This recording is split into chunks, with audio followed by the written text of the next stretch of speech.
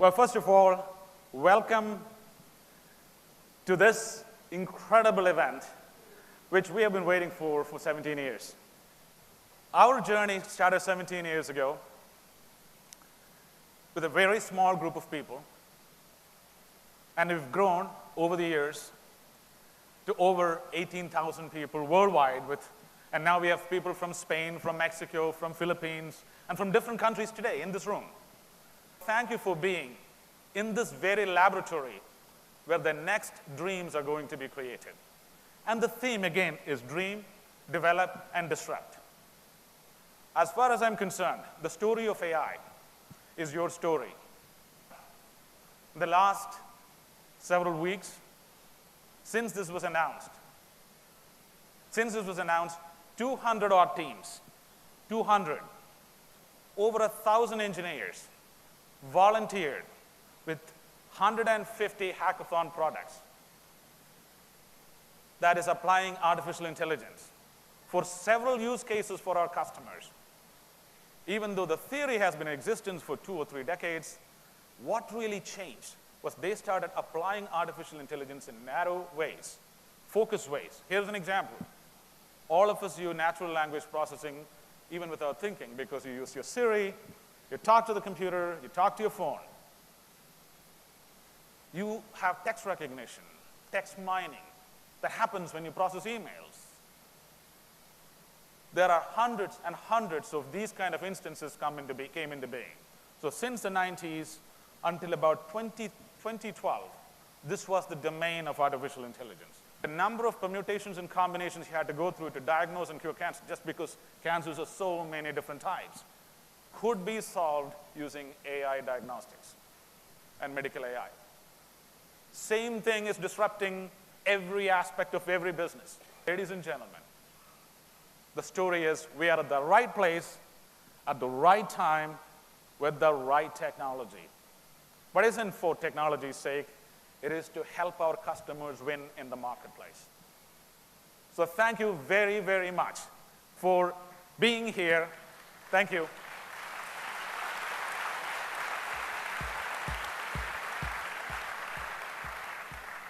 I appreciate all of you who have come flying from many countries here, and I hope you're going to have an incredible time today.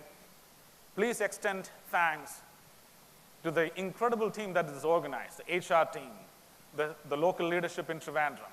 They've done a phenomenal job of organizing this program, one of the best in the history of UST, in such a short time. Thank you. We're here at D3, the third D of disruption. And there's almost no greater disruption than AI. All of us in this room are technologists. We understand it palpably. We feel it. Yet even we technologists may not fully understand its implications. What is AI? Well, Sajjan gave us a bit of a hint in his talk. One way to think about it is, as Sajjan implied, is how do you deal with situations of uncertainty? It's all well and good to have a procedural program that many of us in this room are very competent in programming to handle the very specific cases that it's meant to do, that program is meant to do. But we humans are different than that. We humans are able to handle many uncertain situations. Sebastian Thrun, the founder of the Google X Labs car, the self-driving car, and a former professor at Stanford of computer science and AI, focuses on this aspect of AI, that it handles areas that are not well defined. And of course, we have more traditional explanations as well. There are a lot of different tools in AI.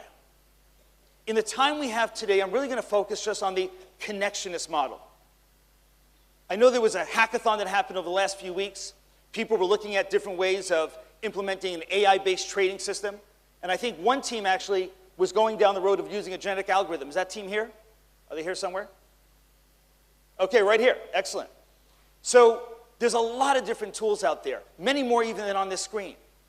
But today, let's focus on the connectionist models. So here's a simple neural network, inspired by the brain. We'll talk about the brain in a second. And you can see that input comes in from the left. We have some hidden layers. We'll show some live demos today about that. And inspired by the general architecture of the brain. As a neuroscientist, I was able to understand a little better the networks of the brain, the way the brain is connected to each other, each different part to other parts of the brain. And building down to all that are billions and billions of neurons. Any guesses here? How many billions of neurons are there in the average human brain? Any guesses? I'll start the bidding at 2 billion. Any guesses here? 80 billion? 100 billion? Yeah, good guesses. Between 85 and 100 billion neurons in our brains. And that leads us to understand that there's probably many trillions of synapses, of connections. We in the computer field have yet to replicate anything like this, to build anything like this. The machines that we built are rather crude compared to this organ. If we take a computer right here on stage and split it in half and break it, it doesn't self-repair. It can't really function anymore. But if you take an unfortunate baby of 1 or 2 years old who has epilepsy and remove half their brain and let that child now grow with only half of their brain, only one hemisphere, what happens by the time they're 7, 8, 9 years old? They're fine. We humans don't have that technology yet. We haven't built something like that yet, but we can be inspired by this technology. So these tools are now becoming more democratized. And that actually, in this room here at UST, makes our jobs both easier and harder.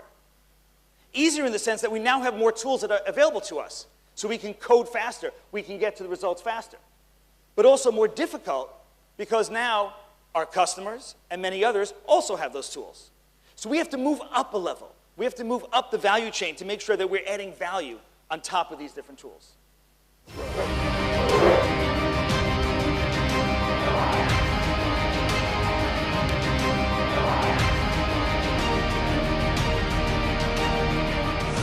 Every day in UST has always been a great learning experience for me, and D3 is the icing on the cake because I got to meet a lot of inspiring people, a lot of inspiring speeches, a lot of insights and different perspectives, and that really made my day. And this is one day that I'll cherish for life. So what do you feel best that happened in D3 so far? Well, the cultural mix. You get to meet people from around the world. You get to meet inspiring leaders. You get to meet people who are executioners on the ground. So it's a really great experience to widen your horizon. D3 is indeed a great platform to know more about artificial intelligence, and I'm happy that I'm a part of it. Thank you. Hey Antonio. So how's D3 so far? Well, so far it's been amazing. It's great to be here in India, and lovely people, lovely atmosphere. I feel really welcome. Amazing experience. Okay. So what's the most exciting thing which you saw in D3 today? Well, for me today was exciting stuff. Was Jack's presentation this morning. Was really a lot of ideas. I learned new stuff.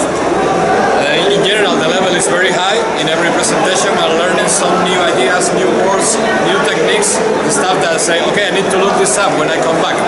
So pretty much very amazing. I'm learning a lot. Thank you so much. Thank you.